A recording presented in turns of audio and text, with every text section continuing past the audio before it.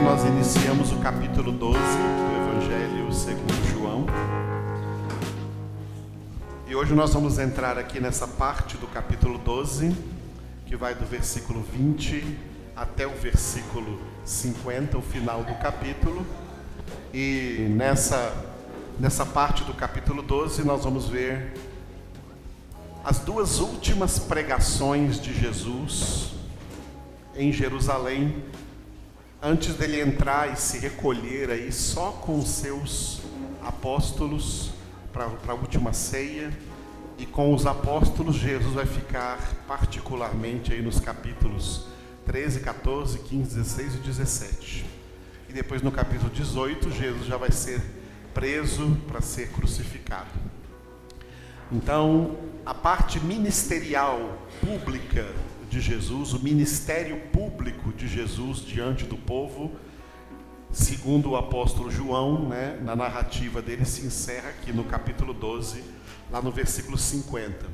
E aí desses versículos do versículo 20 até o versículo 50, nós temos duas pregações de Jesus. Ele fez uma pregação em um dia e outra pregação em outro dia.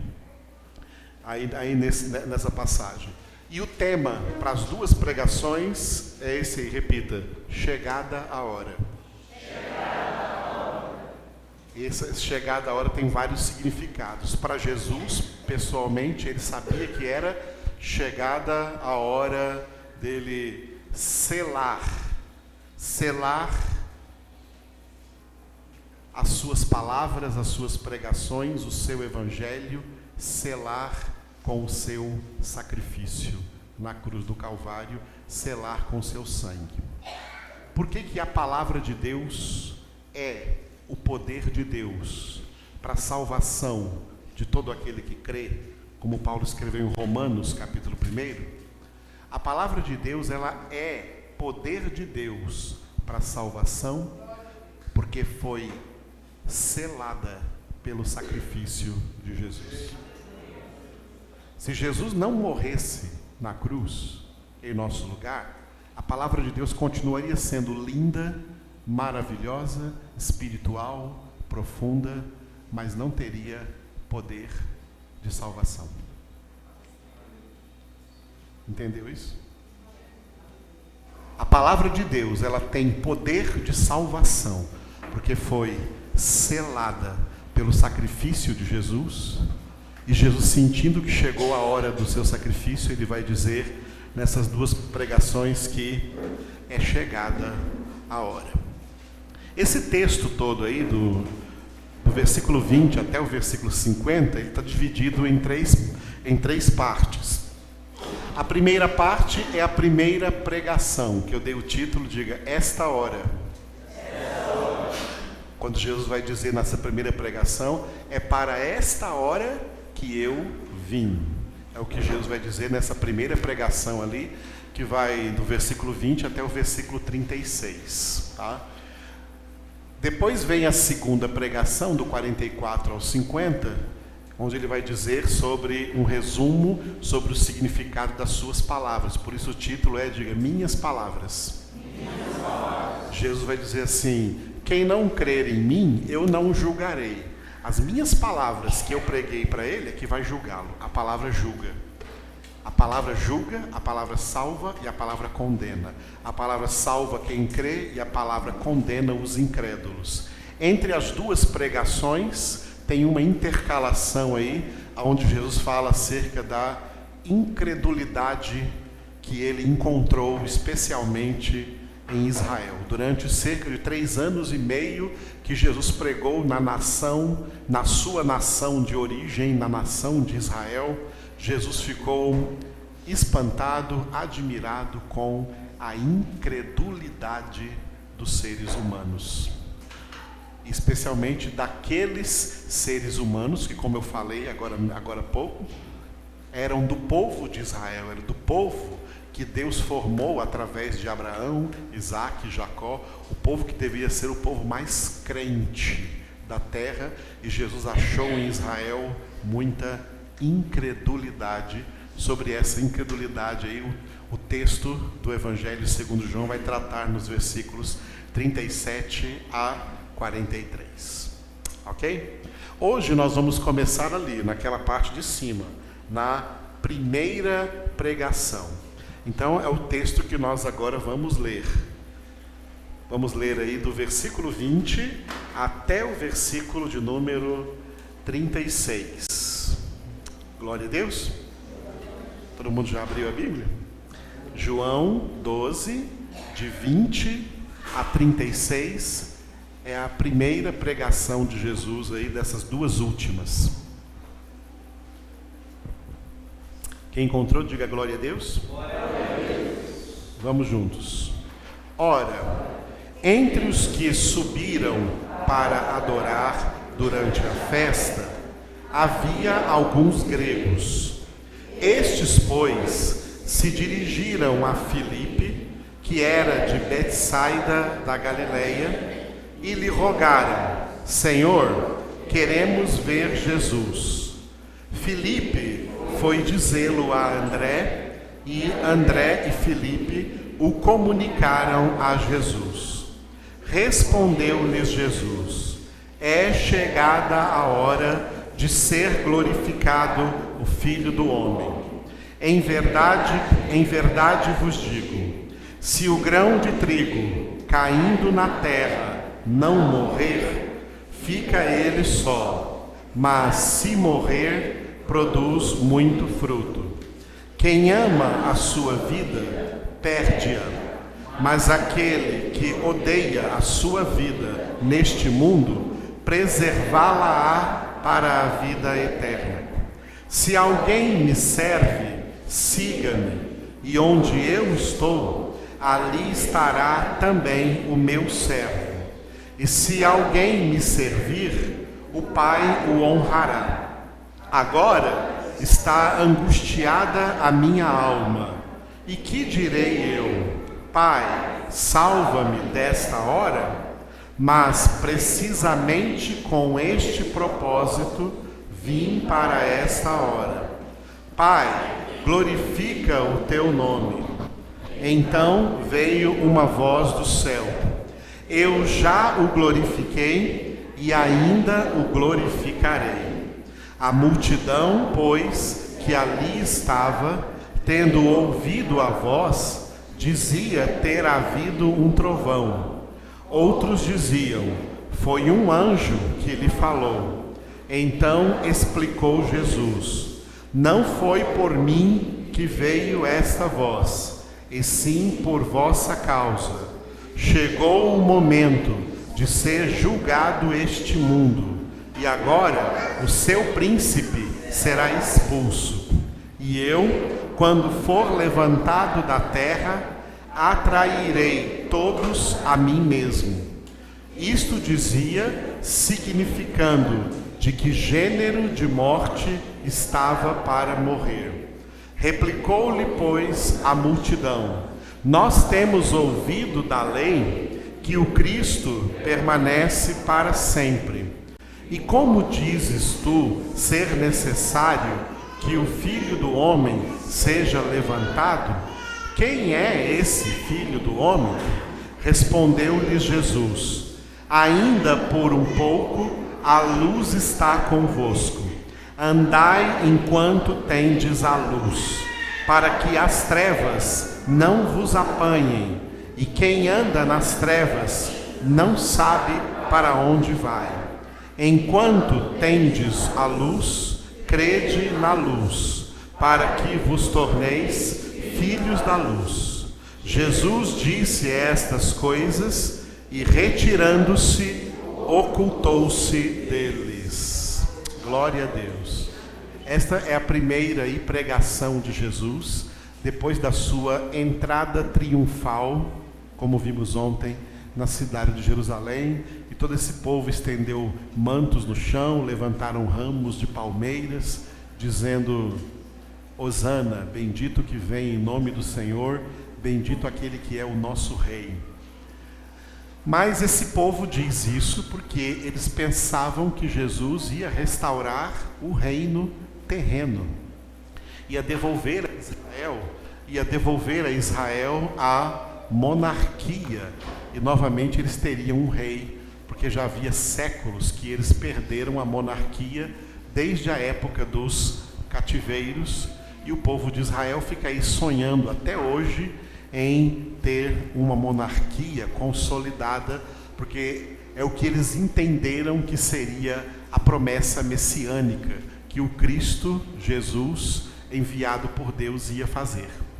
Eles não entenderam a palavra de Deus corretamente, porque eles tentaram aplicar a palavra de Deus a um significado político, econômico, social e nacional.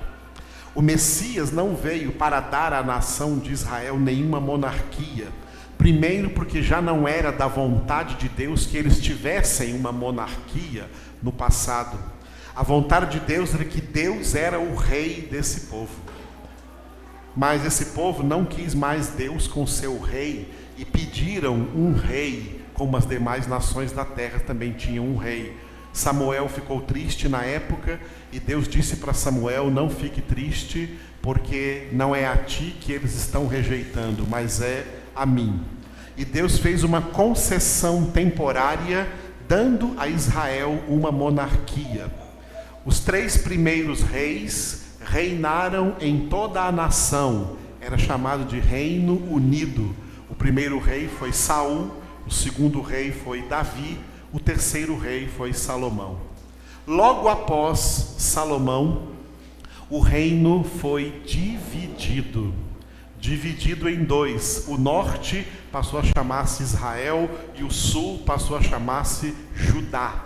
Por isso que vem a palavra judeus, vem de Judá. O reino do norte e o reino do sul, Israel ficou dividido. O que Jesus disse acerca de um reino dividido? Um reino dividido não pode subsistir. Um reino dividido não subsiste. É por isso que a política do mundo não subsiste. A política do mundo é um reino dividido. Nós somos divididos aí em vários partidos. Os partidos causam essa divisão. Esses reinos são reinos falidos. Esses governos são governos falidos. O único reino que não é falido e que é eterno é o reino de Deus. O reino de Deus não é dividido. Israel quis fazer um reino na terra. O reino se dividiu e não pode subsistir. O reino do norte terminou com o cativeiro assírico. E o reino do sul terminou com o cativeiro babilônico. Depois dessas épocas, nunca mais Israel teve uma monarquia. Sempre foi subserviente a outras nações. E as pessoas na época de Jesus, muitas pessoas que estavam ouvindo a pregação de Jesus, pensavam que Jesus veio para restaurar o reino de Israel na terra. Eles interpretaram o Messias de maneira errada, como muita gente interpreta a palavra de Deus erroneamente. A palavra de Deus fala do reino de Deus, não do reino dos homens. O reino dos homens caminha para a destruição. O reino de Deus caminha para o seu total e pleno estabelecimento na glória. Para existir para sempre. Deus está fazendo esse reino através daqueles que Ele vai salvando de entre todas as nações da terra. O reino de Deus é espiritual. A terra vai passar com todas as nações, mas o reino de Deus é eterno. Eles não entenderam que esse rei era espiritual e não nacional na terra, para ser o rei da nação de Israel, como eles esperavam, que levasse-os a formar um exército, pegarem armas. E na época de Jesus, o que eles sonhavam era que Jesus ia formar uma liderança, um exército para derrubar César do seu trono sobre Israel e libertar a nação de Israel das mãos do Império Romano e fazer com que Israel novamente fosse uma nação forte, com uma monarquia forte, com um rei forte, porque era o Messias. Jesus não veio para isso. Deus não tem nenhum interesse em restaurar reino de nenhuma nação na terra. Porque esses reinos são divididos, esses reinos são pecaminosos, esses reinos são materialistas, capitalistas, interesseiros, corruptos, desgastados desde a sua origem, desde o seu interior. Não espere justiça de homens e não espere justiça dos reinos da terra. Nós que somos de Deus, buscamos em primeiro lugar o reino e a justiça de Deus. Amém. Aleluia, amados. Nós que somos de Deus, não saímos aí na rua levantando bandeira contra governo, contra sei lá o que, não. Nós que somos de Deus, nós estamos buscando outro reino. Esse reino aqui é falido. Nós estamos buscando o reino eterno. E a justiça desse reino que é infalível. É a Deus que nós servimos. Nessa terra somos estrangeiros, somos peregrinos, estamos aqui de passagem. A nossa casa é a casa do Pai que Jesus já foi preparar para nós. Aleluia. Portanto, Israel entendeu errado. É por isso que Israel entrou em trevas, porque Jesus veio para o que era seu, mas os seus não o receberam, o rejeitaram. Israel entrou em grandes períodos, grandes séculos de trevas, e vai levar essa vida de trevas até a grande tribulação. Na grande tribulação haverá um grande avivamento na terra, onde também muitos judeus, profetizados no capítulo 7 de Apocalipse pelo número de 144 mil selados, se converterão a Jesus Cristo, dentro da grande tribulação. Aleluia. Não queira estar aqui para ver, mas se tiver, colabore. Amém? Em nome de Jesus. Muito bem, queridos. O reino é espiritual. Essa terra aqui tudo é passageiro. O verdadeiro reino é espiritual. Esse é o reino ao qual nós pertencemos, do qual nós somos cidadãos. Jesus usou o seu ministério inteiro para pregar o evangelho desse reino, o evangelho do reino espiritual, tá? Para pregar o evangelho do reino, particularmente para os israelenses, para todos os habitantes de Israel. Durante todo o seu ministério, teve uma vezinha só que Jesus deu uma pequena saída de Israel lá para a Síria, para a região da Ciro-Fenícia, onde encontrou aquela mulher que falou dos cachorrinhos comem as migalhas debaixo da mesa. Aquela mulher não era de Israel, era gentílica, e ela conseguiu o milagre de Jesus, porque ela representava todos os gentios. Todos os gentios. O povo de Israel se tornou um povo altamente xenofóbico, um povo que tem alto preconceito contra estrangeiros, contra pessoas de outras nações da terra. Eles acham, inclusive achavam desde o Antigo Testamento, que Deus, não entenderam o chamado de Deus a Abraão, quando Deus, ao chamar Abraão, o seu patriarca, Deus disse: em ti serão benditas todas as famílias, todas as nações da terra. Mas eles pensavam que Deus era para salvar só Israel, que Israel é que era o povo eleito de Deus para ser salvo. E a Bíblia acaba dizendo para nós que a maioria de Israel não é salvo. Ainda que o número dos filhos de Israel seja como a areia do mar, como Deus prometeu a Abraão, o remanescente é que será salvo. Só o remanescente fiel, só os eleitos é que serão salvos. E a mesma coisa que Deus faz com Israel é fazer com todas as demais nações da terra. Aí está o fato de Deus não fazer acepção entre todas as nações da terra. Israel não é uma nação privilegiada dentre todas as nações da terra diante de Deus, como muita gente erroneamente pensa. é exatamente igual e tratada igual também na obra da salvação. Assim como são os eleitos do Brasil que serão salvos, são só os eleitos de Israel que serão salvos, não é todo Israel. Não são todos de todas as nações da terra. Eles não entenderam isso. Apesar de Jesus gastar todos os seus anos de ministério pregando só para eles o reino de Deus. Mas eles não podiam ouvir Jesus falar a palavra reino, que eles já pensavam que era o reino da terra, um reino terreno, que Jesus ia ser um rei terreno para eles. Jesus não veio para isso. Teve lugares que as pessoas queriam levantar Jesus como rei e ele fugia, né? Como diz hoje, ele vazava do meio dele. Fugia dessas pessoas que queriam levantá-lo rei. Mas aí ele entrou em Jerusalém, essa entrada triunfal, e logo após essa entrada, nós lemos aí no versículo 20, né, do versículo 20 até o versículo 22, nós lemos assim, ora, entre os que subiram para adorar durante a festa da Páscoa, que era em Jerusalém, havia alguns gregos. Gregos eram considerados pelos israelenses ou israelitas como gentios.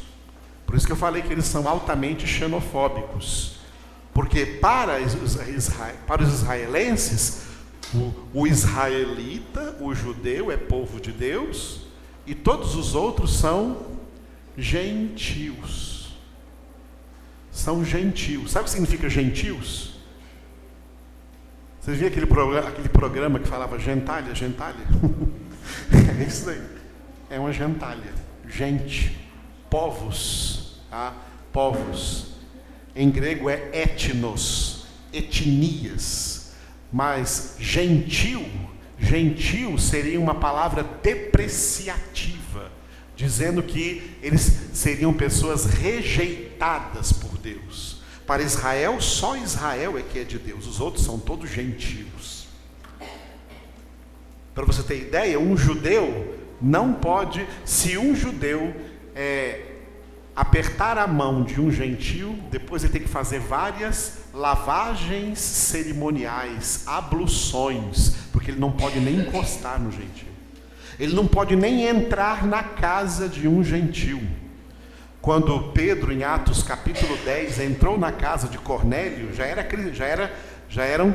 a igreja de Deus funcionando depois de Pentecostes. Quando ele voltou para Jerusalém, os anciãos da igreja chamaram ele para prestar contas. Por que você entrou na casa de gentios e comeu com eles? Não podiam, os judeus não podiam isso. São altamente xenofóbicos. E aqui vem gentios da Grécia, né? Gregos, que vieram e eles ouviram de longe, lá da Grécia onde eles estavam, ouviram falar, chegou até na Grécia, apesar de que Jesus não tinha ido à Grécia, chegou até a Grécia a fama de Jesus. E esses gregos vieram e eles se dirigiram a Filipe, dizendo no versículo 21, que era de Betsaida da Galileia. Por que diz o texto? Filipe era de Betsaida da Galileia. Porque para os judeus da Judeia, os judeus da Galileia eram misturados, eram judeus mistos, não eram judeus puro sangue, porque a Galileia fazia parte daquele reino do norte que se misturou em casamento com os assíricos. Então, os judeus que vinham, ou os israelenses, os hebreus que vinham lá do norte da Galileia, não eram muito bem aceitos na Judeia. E eles eram então parecidos com os gentios, porque eles chamavam, até os judeus chamavam a Galileia de a Galileia dos gentios, porque eles foram com sangue, eram israelitas com sangue misturado de outras nações, dos povos assíricos, pelo cativeiro do norte. Até a Nazaré da Galileia, era uma cidadezinha ali da Galileia, que não era bem vista pelos judeus da Judeia, lá do sul, e por isso que diziam assim: pode acaso vir alguma coisa boa de Nazaré? E de Nazaré veio Jesus de Nazaré. Jesus fazia questão de se chamar Jesus de Nazaré. Nazaré da Galileia, apesar de que ele não nasceu lá, nasceu na Judéia, nasceu em Belém, mas foi criado e cresceu em Nazaré da Galileia. Esses gregos que chegaram identificaram Filipe, que era natural da Galileia, e se aproximaram dele, porque era o mais próximo de um hebreu parecido com um gentil que esses gregos iam encontrar. E lhe rogaram, olha que bonito que eles rogaram para Filipe. Queremos ver Jesus. Nós queremos ver Jesus também. Glória a Deus. É como se os gregos dissessem: você está pensando que Jesus é só para vocês, né? Nós também queremos. Nós também queremos Jesus. Esses gregos aqui eram nossos representantes. Eu quero ver Jesus. Você quer ver Jesus? Aleluia. Filipe foi dizê-lo a André, versículo 22, e André e Filipe juntos foram e comunicaram para Jesus. E foi a partir daí, motivado por essa notícia, que Jesus começou essa pregação. Jesus começou essa primeira pregação, que nós lemos aí, até o versículo 36, e ele começou dizendo no versículo 23, hoje nós vamos ficar só aqui no versículo 23, porque é muita informação, tá? Versículo 23, respondeu-lhe Jesus: é chegada a hora de ser glorificado o Filho do Homem. Repitam. É chegada a hora de ser glorificado o Filho do Homem. Mulheres. É chegada a hora de ser glorificado o Filho do Homem. Só os homens aí. É chegada a hora de ser glorificado o Filho do Homem. A última vez, todos juntos. É chegada a hora de ser glorificado o Filho do Homem. Quando Jesus recebe a notícia de que os gregos querem vê-lo, ele entende que acabou o tempo de pregar para Israel. Israel já ouviu. O ministério de Jesus foi um ministério ambulante, um ministério peregrino. Jesus não ficou parado num lugar, ele andou Israel inteiro durante 3 anos e meio, pregou para toda aquela nação. Pregou com palavras, pregou com sinais, com prodígios, maravilhas que ele operou, e no meio de tudo isso ele falou: eu trouxe para vocês o que o Pai me mandou trazer. Eu falei, ensinei o que o Pai me mandou falar, me mandou ensinar. Jesus apelou algumas vezes: se não credes em mim, credes nas obras que eu faço, porque elas testemunham acerca de que eu procedo de Deus e que eu estou falando para vocês da parte de Deus. Agora, quando chegam os gregos dizendo: queremos ver Jesus, ou seja, Jesus não é só para vocês, Jesus é também para nós. Jesus está entendendo que o tempo é chegado de o Evangelho do Reino de Deus, a Palavra de Deus, se expandir a partir de Israel para toda a face da terra. Naqueles gregos, Jesus viu a cada um de nós. Jesus viu todas as nações da terra que ainda seriam alcançadas pela pregação do Evangelho. Mas esse Evangelho, para alcançar essas nações, precisava ser, como eu disse, selado pelo seu sacrifício. É a partir desse sacrifício que Jesus então seria glorificado. Então ele diz: é chegada a hora de ser glorificado o Filho do Homem. Jesus Cristo feito homem, por isso o título Filho do Homem. Jesus tem 2 títulos de filho: Filho de Deus e Filho do Homem. Filho de Deus representa a sua natureza divina e Filho do Homem representa a sua natureza humana.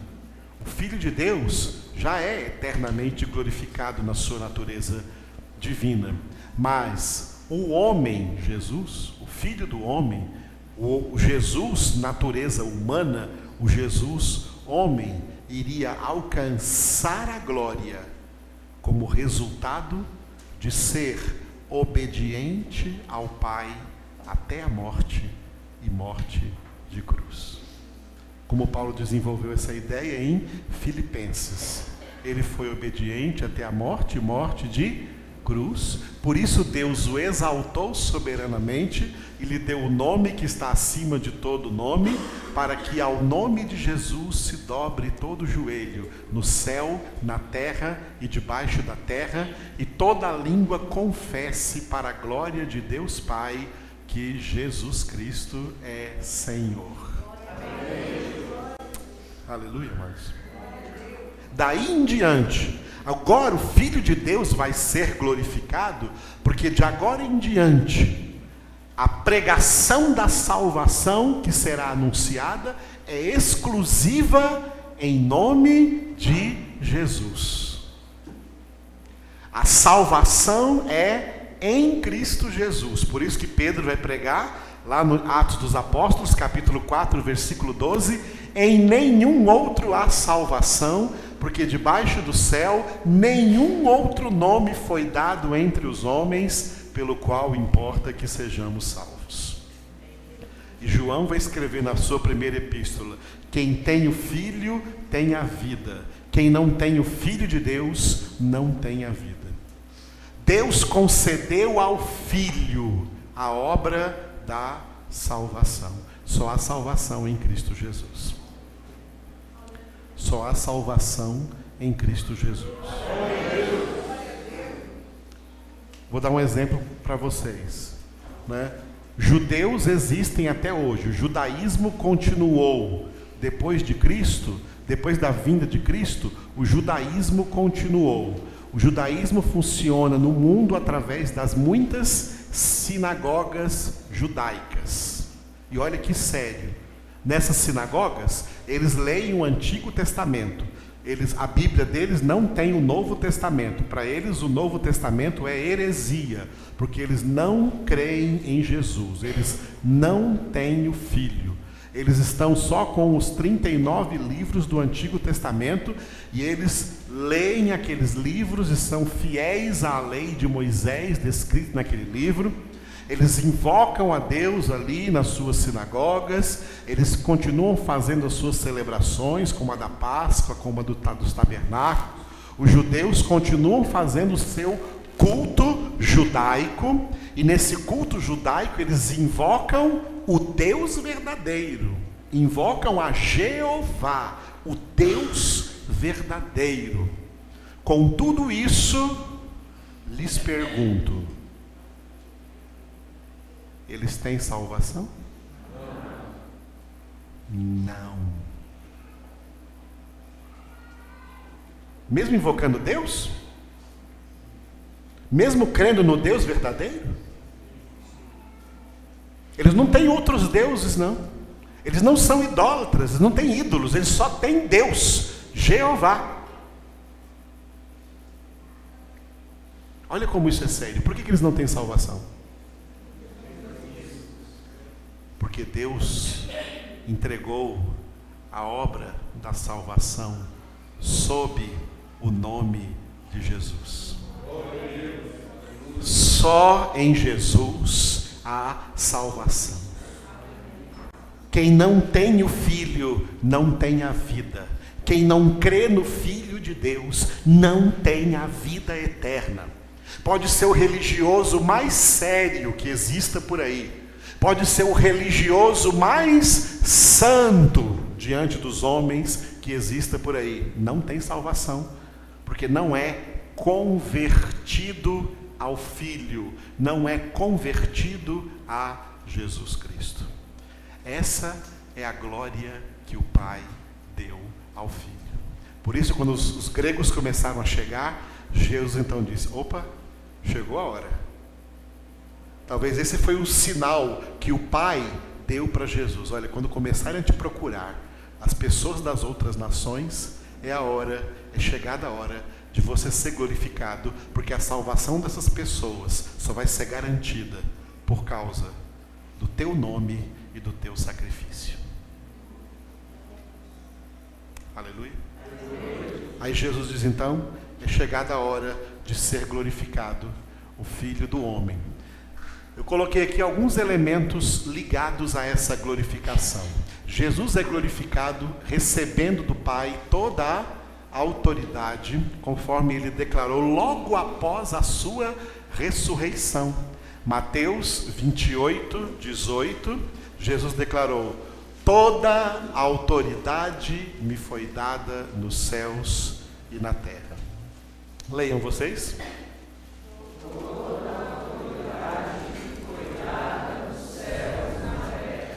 Só para conferir aí, antes da palavra autoridade tem um artigo definido aí? A autoridade? O A está aí? Toda a autoridade? Está aí na sua Bíblia? Toda a autoridade. Um artigo definido. Definindo qual autoridade? A máxima autoridade que pertencia exclusivamente ao Pai.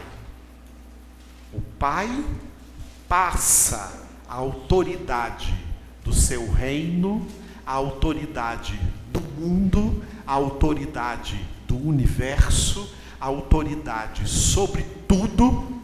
O Pai delega essa autoridade ao seu Filho Jesus.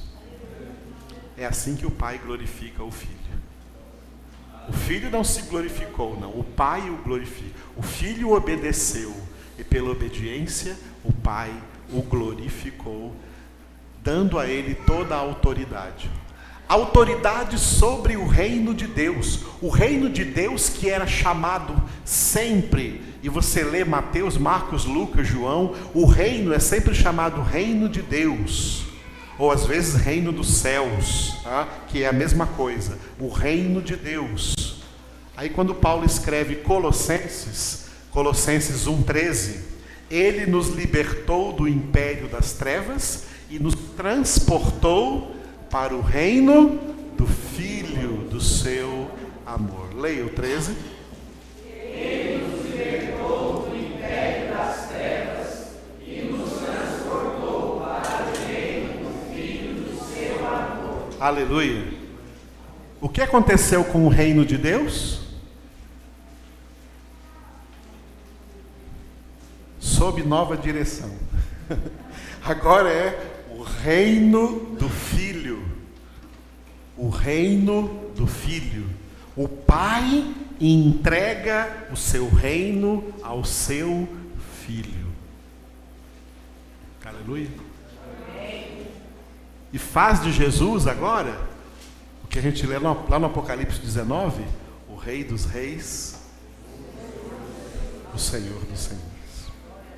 O Pai entrega o reino a Cristo. Para quê?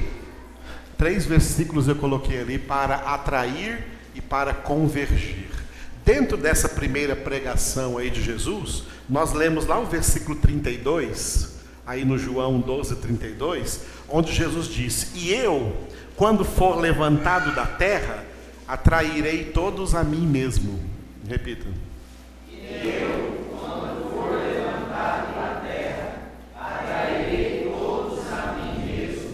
Levantado da terra é na sua crucificação.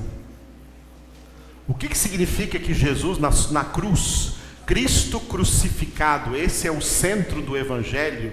Por isso quando Paulo chegou lá em Corinto, ele falou assim: eu cheguei para vocês não com sabedoria de homens, nem da parte de homens, mas pregando Cristo e Cristo crucificado. Tá? Loucura para os judeus. Eu pregando Cristo e Cristo crucificado. Loucura para os judeus, porque no Antigo Testamento que os judeus têm, está escrito no Deuteronômio: maldito todo aquele que for levantado no madeiro. E os judeus pensando então: como que esse homem pode ser o Messias, se ele está levantado em madeiro? Se ele está levantado em madeiro, ele é maldito, ele não é bendito.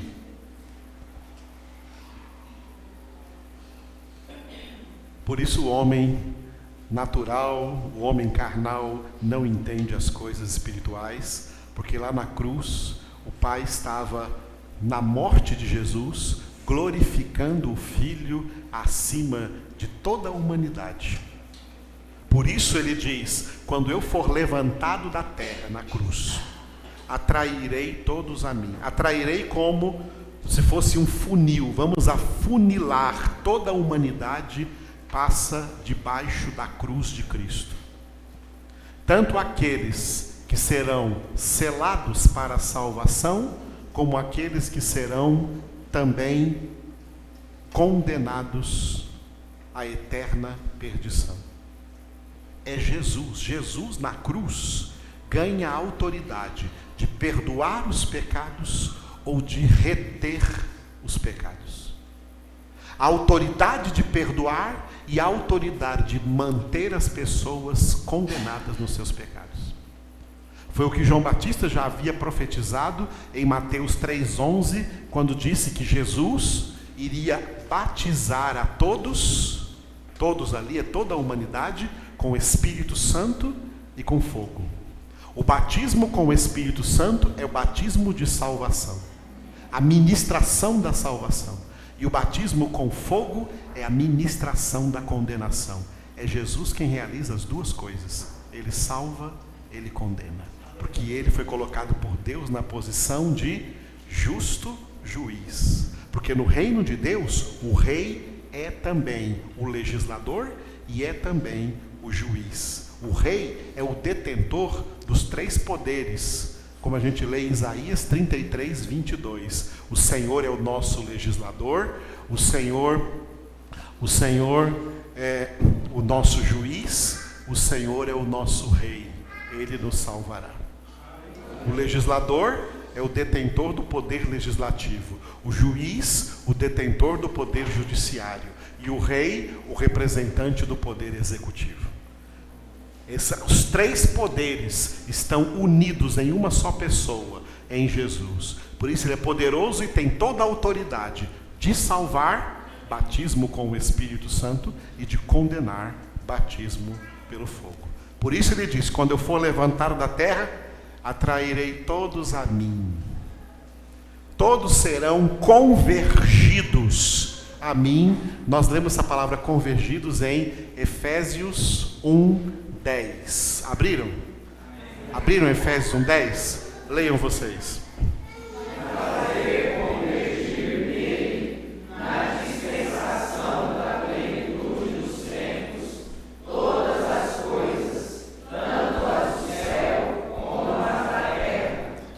O propósito de Deus na obra da salvação é fazer convergir. É a mesma coisa que Jesus disse: atrair para Jesus, colocar debaixo da autoridade de Jesus todas as coisas, tanto as coisas do céu como as coisas da terra. Jesus tem a autoridade sobre tudo. Deus está fazendo isso como? Na dispensação da plenitude dos tempos. O que significa isso? Na maneira como Deus está administrando a passagem do tempo e a história na face da terra. Ele coloca todos debaixo da autoridade do Filho Jesus. Como ele prometeu também na profecia que ele deu a Davi no Salmo 110, versículo 1, onde Davi disse: disse o Senhor ao meu Senhor, assenta-te à minha direita, até que eu ponha os teus inimigos debaixo dos teus pés. Naquele texto do Salmo 110, está escrito em hebraico: disse Jeová para Adonai, o Pai disse para o Filho: assenta-te à minha direita.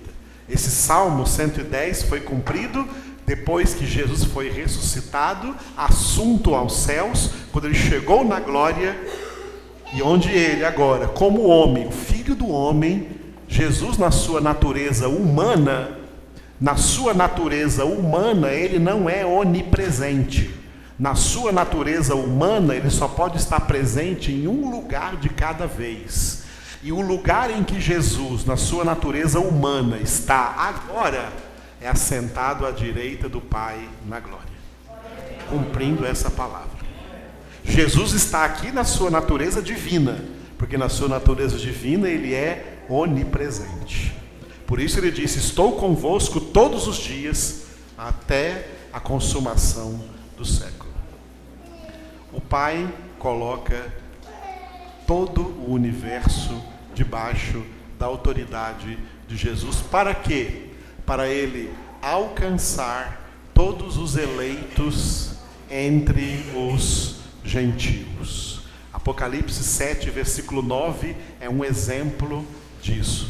São vários textos durante todo o Novo Testamento, como o Evangelho foi deixando para trás os judeus que não creram e foi pregado aos gentios. Na grande tribulação haverá um grande avivamento de judeus que se converterão a Jesus, profetizados pelo número de 144 mil, mas um número incontável de pessoas, de gentios, de todas as nações, povos, tribos e língua, muitos brasileiros que antes da grande tribulação não vão converter-se dentro da grande tribulação. Muitos eleitos só vão ser convertidos dentro da grande tribulação. Apocalipse 7, 9, leiam. Depois dessas coisas, vi grande multidão, que ninguém podia enumerar, de todas as nações, tribos, povos e línguas, em pé diante do trono e diante do Cordeiro, vestidos de vestiduras brancas, com palmas nas mãos. Aleluia! Essa multidão são gentios, gente que nunca foi judeu, mas que vão se converter a Cristo no grande avivamento que vai acontecer na terra durante o período da grande tribulação. Aleluia! Por que vai acontecer? Porque Jesus tem sobre todos a autoridade. No Salmo 110, 1, que nós lemos aqui, tem uma frase interessante, tá? Disse o Senhor ao meu Senhor, o Pai disse para o Filho: assenta-te à minha direita, até que, isso sugere um período de tempo, até que hajam se cumprido todas as coisas que Deus determinou e que todos os eleitos de Deus estejam reunidos na glória. Quando todos os eleitos de Deus estiverem reunidos na glória, o Filho vai, olha que coisa linda, hein?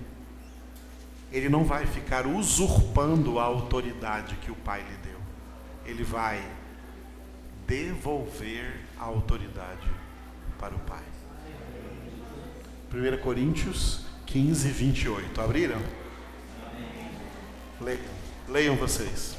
Quando, porém, todas as coisas estiverem sujeitas, então o próprio Filho também se sujeitará àqueles que todas as coisas lhe sujeitou, para que Deus seja tudo em todos. Para que Deus seja tudo em todos, lá na glória, lá na eternidade.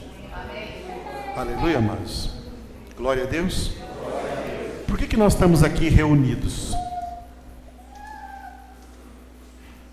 O que é uma congregação? É um encontro social? Estamos aqui para isso? Nós estamos aqui reunidos porque o chefe ordena. O rei ordena. A autoridade de Jesus é usada para dizer: congregai. Congregai os meus escolhidos. Congregai os meus eleitos. É por isso que quem ama congregar, isso é um sinal de eleição. E quem acha chato congregar, isso é um sinal de não eleição. Os eleitos são aqueles que dizem, como disse Davi no Salmo: alegrei-me quando me disseram, vamos à casa do Senhor.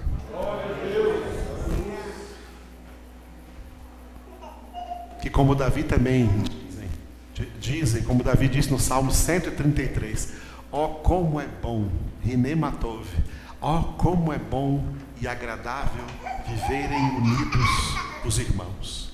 É como óleo precioso sobre a cabeça e que desce pela barba de Arão e chega até a gola de suas vestes.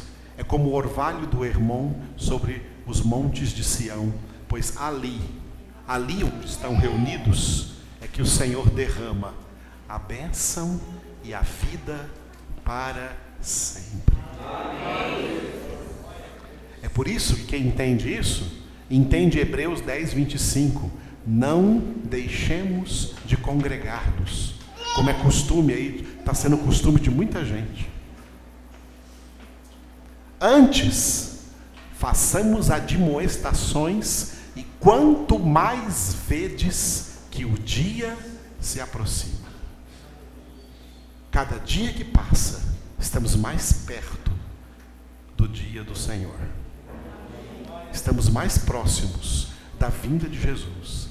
Cada dia que passa, é mais urgente estarmos reunidos, porque Ele manda, e Ele está em posição de autoridade para mandar. Mas a gente não vem porque está obrigado a vir. A gente vem porque o ama.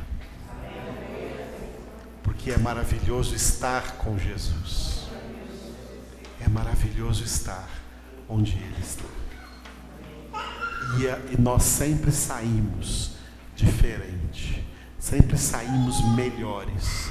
Sempre algo maravilhoso acontece na nossa vida quando nós estamos com Jesus.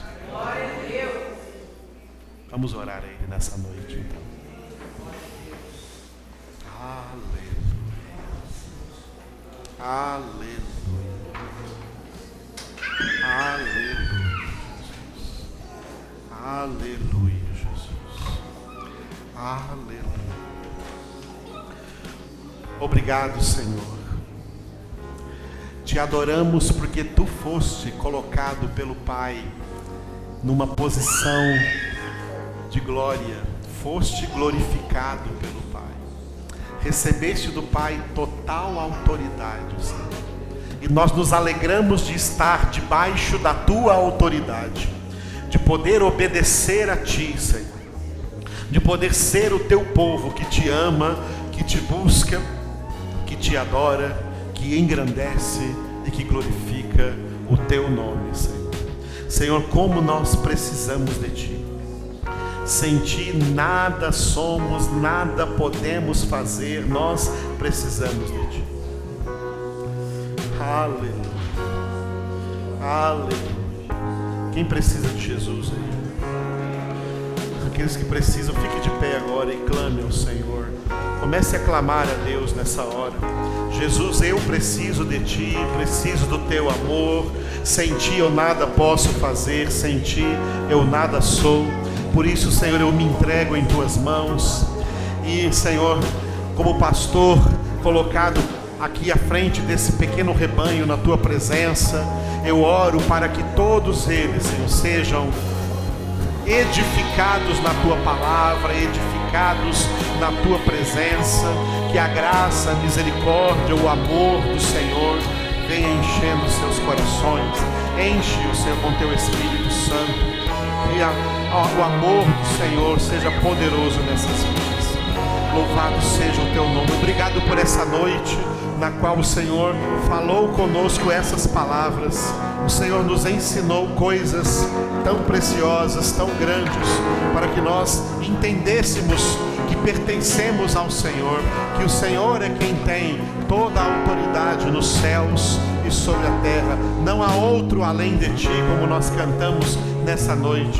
Tu és o único, Senhor, o único soberano, o único eterno, o único que é grande, forte, poderoso. Nós cremos em ti, Senhor, cremos no teu amor, cremos no teu poder, na tua presença, na tua santidade, Senhor.